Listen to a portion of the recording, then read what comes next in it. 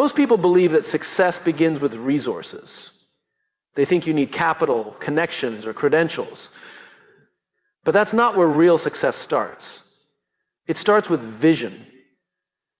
The people who go on to do remarkable things, the entrepreneurs, the innovators, the leaders we admire, didn't begin with more money. They began with more clarity. They weren't focused on what they didn't have. They were obsessed with where they were going. It's a mistake we make all the time. We look at successful people and assume they had a head start, but look closer. Strip away the results and you'll find someone who started with nothing but an idea, a belief, a vision so clear, so compelling, it pulled them forward when everything else told them to turn around. That's the difference. A person with a vision will always outperform someone with just resources. Why? Because resources can run out. But a vision, that's fuel that never expires. Let me tell you a quick story. There's a woman I met years ago. She had a dream of creating a community space for underserved youth, a place where they could learn, feel safe, and be mentored. She had no funding, no building, and no political support. Nothing. But she had clarity. She had a vision so sharp it cut through every excuse, every barrier. She started with one folding table under a tree. That's all. No building, just space. And every afternoon, a few kids would come. She taught them. She listened to them. And more kept coming. Eventually, she got a small grant. Then someone donated a room. Then a local paper covered her story.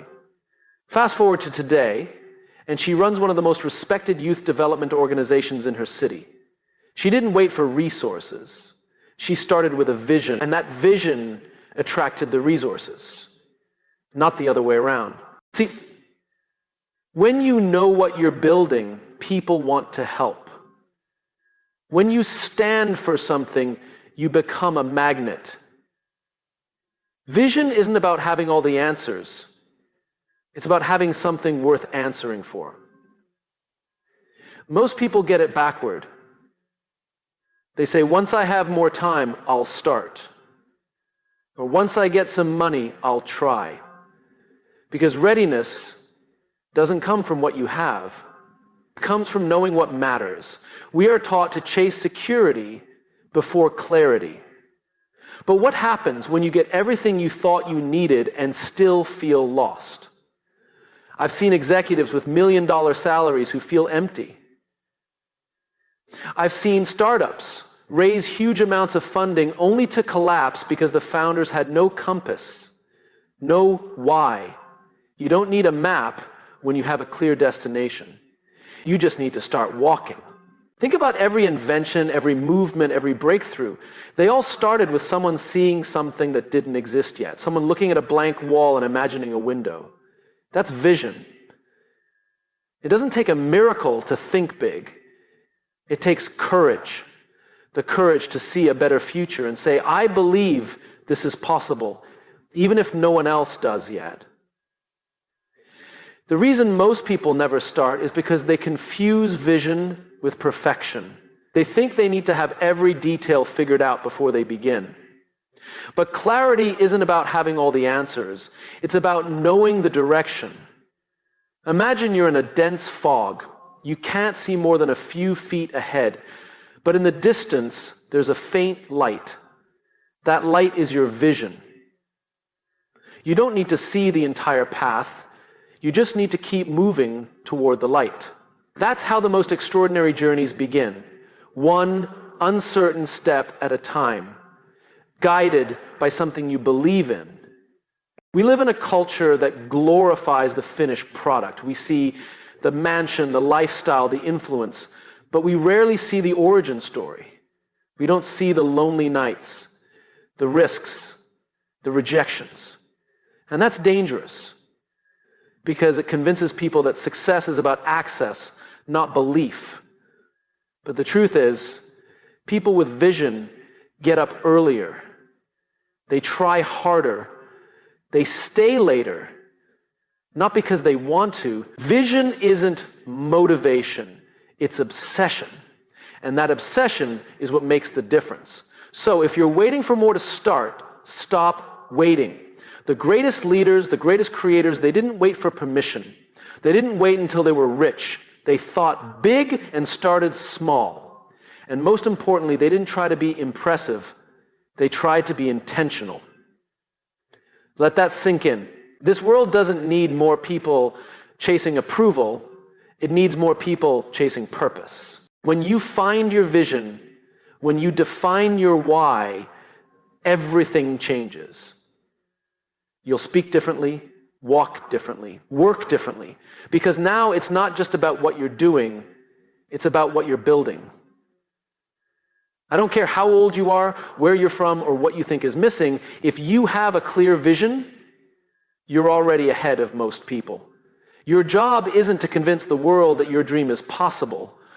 Your job is to believe in it so fiercely that the world has no choice but to pay attention.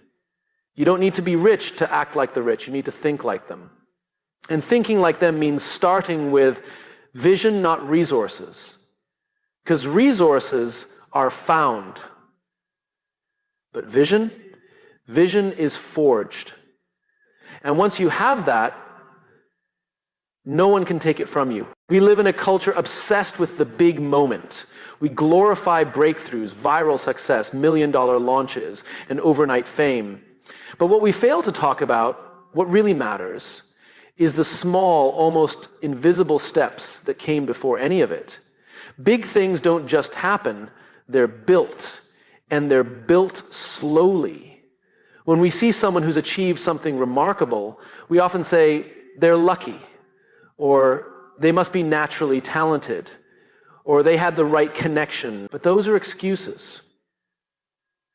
They're comfortable lies we tell ourselves to avoid the harder truth, that anyone who's built something meaningful did it by showing up consistently even when no one was watching. There's a man I once met who ran a global nonprofit that impacted millions of lives. But when I asked him how it started, he smiled and said, "With a borrowed laptop on my kitchen table." That's it. No office, no staff, no big donors, just an idea and a decision to begin. He didn't wait for permission. He didn't wait for conditions to be perfect. He started small, ridiculously small. But what made the difference wasn't the scale of his start. It was the discipline to keep showing up.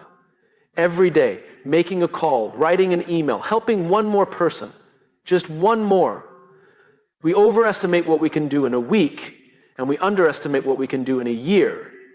Because the truth is, momentum is quiet. It doesn't announce itself. It grows slowly beneath the surface. And then one day you look up and realize everything changed.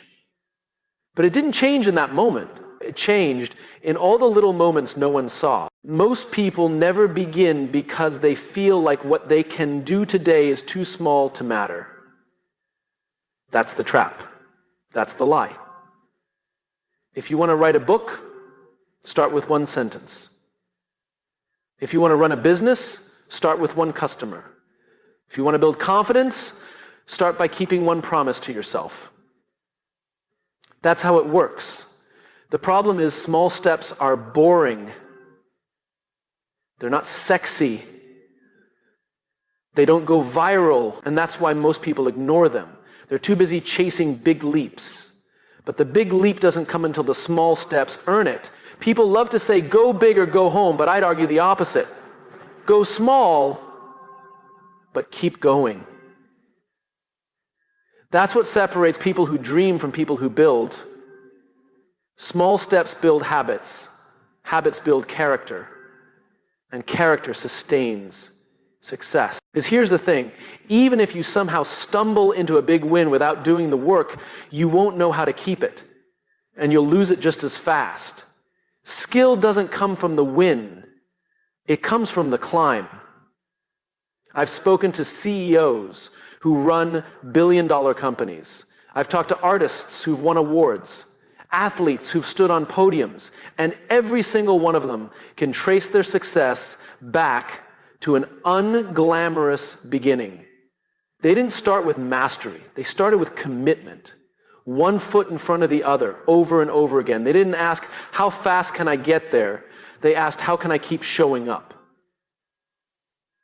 That's the mindset. You want to think like the rich, like the powerful, like the impactful? Think long term. Think in daily disciplines, not dramatic moves. Real wealth, real success isn't built in a day. It's built daily. And it's not about intensity. It's about consistency. They give up too soon. Not because they aren't capable, but because they don't trust the process. They don't believe that the little things matter. But they do. The richest people in the world didn't save millions in 1 year. They invested small amounts for years, and they kept going. The best relationships aren't built on grand romantic gestures. They're built on showing up daily with attention, with presence, with kindness. Excellence is not a result. It's a practice. You don't suddenly become someone who wins. You become someone who shows up, learns, adjusts, and grows. And the win becomes inevitable. Small steps aren't glamorous, but they are powerful because they teach you patience. They teach you humility. And they teach you that you don't have to control everything. You just have to control your effort. Think big, of course. Dream bigger than anyone thinks is reasonable. But then zoom all the way in and ask, what's the next small move I can make today? That's how movements start. That's how legends are born. One act of courage, one phone call, one uncomfortable decision, one more rep, one more page, one more day. And over time, those small steps compound into a result that looks impossible until you trace it all the way back to the beginning. And you realize it was just one person who decided to take the first step. Let that person be you. Let today be the day you stop waiting for the big break and start building the small foundation. Because small steps build big things. Always. There's a difference between looking successful and being successful. And too often we confuse the two. We scroll through social media and see the cars, the watches, the vacations, the polished images of what we think wealth looks like. And in that moment, something inside us says, that's it. That's the goal. We don't question it. We don't ask where it comes from. We just assume that if we mimic the outer layer, we'll eventually arrive at the inner reality. But here's the truth. The lifestyle is a byproduct. The mindset is the foundation. You can buy the clothes, drive the car, speak the lingo, and still be broke, still be lost, because the outer markers mean nothing without the inner structure to hold them up. See, acting like the rich isn't about copying their lifestyle. It's about understanding how they think. The wealthy, truly wealthy, not just financially, but emotionally and mentally, don't see life as a chase for approval. They play a different game, a longer game, a quieter game. They don't ask, how can I impress people today? They ask, how can I make decisions that compound over decades? They don't obsess over looking important. They focus on being effective. That's the shift. That's the difference. Real wealth isn't loud. It's disciplined. It's strategic. And most of all, it's internal. You can't see someone's thought process in a photo. You can't feel someone's patience, their risk tolerance, their ability to delay gratification just by watching what they post. But those are the traits that build empires. People with a rich mindset are builders. They think in systems. They think in seasons. They understand that some seasons are for planting, others are for pruning, and some are just for waiting. They're not trying to win fast, they're trying to win right. And that takes a different kind of discipline. Because this world constantly tempts us with shortcuts. It tells us to fake it till you make it. It rewards appearances over substance. But the people who last, The people who rise and stay up are the ones who chose structure over flash. One of the wealthiest men I ever met once told me, "I made my first million thinking like a poor man. I made my second by learning how the rich think." That line stuck with me because for many of us, we grow up learning to survive, not to scale. We're taught to look for security, not strategy. So when we see someone living with freedom, time freedom, financial freedom, creative freedom, we try to copy their results, not their reasoning. But the real value is in how they think. It's in how they solve problems, not avoid them. How they see opportunity where others see risk. How they invest in learning, relationships, and resilience. Not just things. You want to act like the rich? Start by mastering your attention, your energy, your time. The richest people I know have strict boundaries. Not because they're rude, but because they know their time is their greatest asset. They don't say yes to every invite, every opportunity, every shiny new distraction. They say yes to the things that align with their vision. Everything else is noise. They're also deeply curious. They read. They listen. They ask better questions. They don't assume they know everything, even when they've achieved success, especially when they've achieved success. Because the rich mindset is a student mindset. The moment you think you've arrived is the moment you start losing ground. The moment you think you're too good to go back to the basics is the moment you stop growing. So many people want the results without the repetition. But the truth is, the people who live with wealth, freedom, and influence, they've repeated the fundamentals more times than anyone else. They manage their emotions, they manage their expectations, they manage themselves. It's not about being cold or calculated. It's about being intentional, deliberate, purpose-driven. Because success without structure collapses under pressure. And lifestyle without mindset always leads to burnout. We need to stop chasing symbols and start cultivating substance. You can't fake mindset. You can mimic lifestyle for a while, but eventually the truth shows up. When stress hits, when setbacks come, when the applause fades, that's when mindset speaks louder than image. So the challenge isn't to look successful, it's to become the kind of person success can trust. Let me say that again. Become the kind of person success can trust. Because wealth doesn't just show up. It's attracted to clarity, to discipline, to consistency. If you want to act like the rich, start thinking like a builder. Start behaving like a steward. Start living like someone who's preparing for legacy. Not just lifestyle. It's not always glamorous. It's not always fast, but it's always worth it.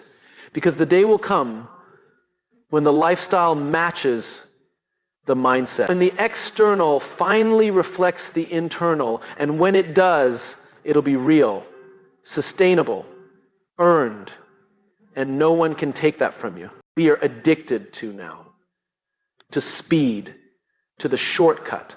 We want immediate results, instant progress, quick validation. But anything truly meaningful, anything that lasts, takes time. And not just time, it takes a mindset that can endure time. That's the long game. Most people don't fail because they're incapable. They fail because they're impatient. They think if it doesn't happen in 6 months, it was never meant to be. If the post doesn't go viral, it wasn't worth writing. If the product doesn't sell out immediately, the idea must be broken. But real growth doesn't follow a calendar. It follows a pattern of commitment, refinement, resilience, and time. The most successful people I've met don't chase fast wins. They build strong foundations.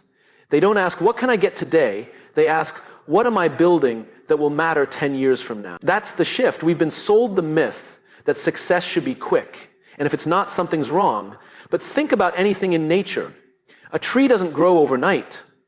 It's not even visible at first. Its strength, its roots are buried deep before anything breaks the surface. The same is true for us. I once sat with a business owner who had quietly built a company over 25 years. No spotlight, no headlines, but his people loved working for him. His customers kept coming back, and his legacy was undeniable. When I asked him the secret, he smiled and said, "I just kept showing up. I played the long game when everyone else quit early." That sentence stuck with me, because the truth is, the long game isn't glamorous, it's not dramatic, it's not the stuff of viral videos. It's quiet, it's repetitive, it's hard, but it's also where the real magic lives. The long game is what builds character. It reveals who you are when no one's clapping. It forces you to focus on process instead of praise. And that's where mastery happens. We live in a world that's constantly measuring output. How many followers do you have? How much revenue did you make this month? How quickly are you scaling? But the people playing the long game ask different questions. They ask, am I getting better? Am I more aligned today than I was yesterday? Am I building something I still want to be part of 10 years from now? They're not distracted by comparison. They're committed to progress. And that commitment changes everything. Because when you're playing the long game, you stop reacting and start designing. You stop trying to keep up and start thinking independently. You stop looking at your competitors and start focusing on your customers, your team, your mission, your future. Playing the long game means being willing to go unnoticed for a while. It means choosing integrity over popularity, sustainability over scale, substance over speed.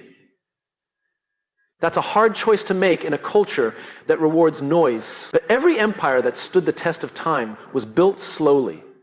Every leader you admire went through seasons of obscurity. They didn't panic. They didn't pivot every time things felt slow. They stayed with it, they refined, they adjusted, but they never abandoned the core. Because they weren't chasing attention. They were building momentum. There's a story I love. It's about a pottery class. One half of the class was told they'd be graded solely on the quantity of pots they made. The other half would be graded on the single pot, but it had to be perfect.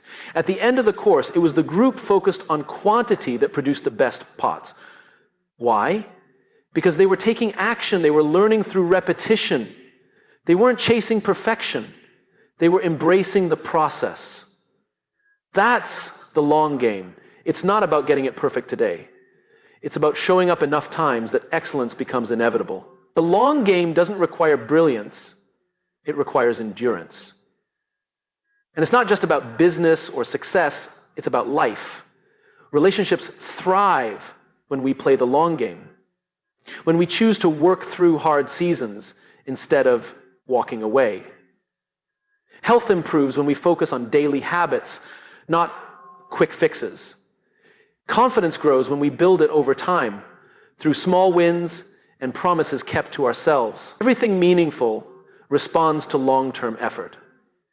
But the hardest part about the long game is that it often looks like nothing is happening. You put in the work, you stay consistent, and for weeks, maybe months, there's silence. No reward, no applause. That's where most people quit, not because they're weak, but because they're unsure, uncertain whether the effort is working. But the ones who trust the process, who believe in the unseen progress, they're the ones who wake up one day and realize they've built something remarkable. It didn't happen all at once. It happened in layers, invisible, daily, persistent layers. And that's how greatness is built. So the question isn't, how fast can I succeed? The question is, am I willing to keep going when no one's watching? Because there will be days when it feels like you're behind, like everyone else is winning faster, growing faster, winning easier. But remember, the long game is not a race, it's a commitment. You're not building for applause, you're building for impact. And one day, while everyone else is burning out from chasing the next big thing, you'll still be here, steady, grounded, growing. Because you chose the road with roots. Fast wins are exciting, but slow, steady progress, that's where the real reward lives. Anyone can sprint, Few are willing to run the marathon. So build for the long term, build for legacy, build what lasts. Because the world doesn't need more people who can go viral. It needs more people who can go the distance. Most people live on a loop. They wake up, scroll through their phones, compare their lives to others, and then shape their decisions around what will get them most approval. But approval is a poor compass. It moves, it shifts, and if we chase it long enough, we forget where we were going in the first place. Living with intent is different. It's grounded. It doesn't change with trends. It doesn't need applause. When you move with intent, you're not asking, what will people like? You're asking, what aligns with who I am? The difference might seem small, but it changes everything. There's a story I often think about. A young man wanted to become a speaker. He watched countless videos of motivational talks, studied the cadence, the hand gestures, the crowd reactions. Then, finally, he gave his first speech, and it was flawless, polished, energetic. But something was missing. Him. He had mastered the performance, but not the purpose. His words were built for claps, not connection. And while people applauded, they didn't remember what he said. Then came a second talk. Same speaker, different approach. This time, he told the truth. He spoke about doubt, fear, the pressure to impress. His voice cracked. His pace slowed, but the room fell silent. This time, people leaned in. Not because he sounded good, but because he was real, because he meant it. That's the power of intent. We live in a world obsessed with branding, positioning, personal image, and there's nothing wrong with being intentional about how we show up, but if you spend all your energy trying to be liked, you'll eventually forget how to be yourself. Approval is addictive. The likes, the shares, the compliments, they feel good. But when you build your life around them, you give away your power. You start filtering your decisions through the lens of, will this be accepted? Instead of, is this aligned with what I value? Intent doesn't always make you popular, but it makes you honest. And that honesty builds trust, it builds confidence, it builds the kind of internal stability that approval can never offer. Think about the people who inspire you most. The ones who challenge you, move you, change how you think. Are they the loudest, the most polished, the most agreeable? No. They're the ones who stand for something, who speak even when it's uncomfortable, who move even when it's not popular, who choose what's right over what's easy. That's intent. The people who lead movements don't chase attention. They chase meaning. And they don't need everyone to agree, they just need to be clear. Clarity of intent is what separates leaders from performers. One moves for impact, the other moves for approval. When you move with intent, you take responsibility for your direction.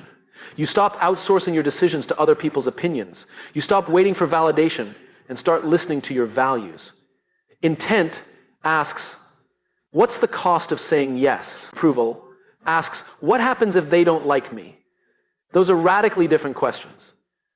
And here's the truth. There will always be people who misunderstand you. People who think you're too much, too little, too different, too bold.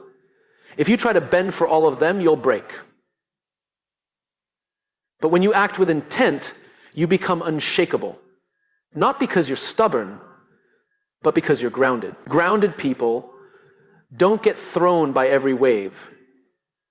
They don't panic every time something doesn't go their way. Because their direction is rooted in something deeper than praise. I met a founder once who was offered a deal. Big money, big exposure, all the right headlines. But the catch was giving up control of his mission. It looked like a win on the outside, but deep down, he knew it wasn't right. He said no, people thought he was crazy, but he stayed focused. 2 years later, he grew the company his way. And not only did he reach more people, he did it without ever having to compromise his values. That's what happens when you move with intent. You may take longer. You may take harder roads, but you'll sleep better. You'll feel aligned. You'll build something real. And more importantly, you'll respect the person you become along the way. Approval chases quick hits. Intent builds legacies. And the irony? When you stop chasing approval and start moving with integrity, people trust you more because they can feel it. They can feel that you're not trying to impress them, you're trying to serve them. That's where real connection is built. The world doesn't need more polished voices, it needs more honest ones. It doesn't need more people pretending to be perfect. It needs more people willing to be human. To say, this is what I believe, this is why I'm here, this is what I'm building, even if not everyone understands it. That's what leadership sounds like. So if you're in a season where it feels like you're being overlooked because you're not playing the approval game, stay steady. If your work doesn't get immediate praise, keep building. If people don't get your vision, explain it again, or don't. Just keep moving in the direction that matters. Because one day, people will look back and realize you weren't trying to be liked. You were trying to make a difference. And you did. You don't have to impress the world. You just have to be brave enough to show up as yourself. Move with intent. Because the applause fades, but the impact doesn't.